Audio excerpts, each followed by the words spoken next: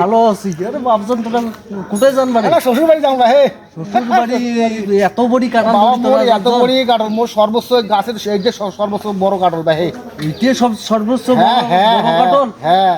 তাই ওই ঈদের দিন, এই ঈদের দিনে মানুষ ধরি যায় গোস মাছ, আরে ধরি আর তোরা যায় কাঁঠাল ধরি। শ্বশুর একটা কাঁঠাল খাওয়া চাইছি তো, এই জন্য কাঁঠালে ধরি যাও ভাই হে, বুঝছেন? তা থাকো, শ্বশুর বাড়ি ঘুরিয়ে এই সময় পরে দেখা হইবে তোমার সাথে। যাও আচ্ছা শ্বশুর বাড়ি যাও। হ্যাঁ।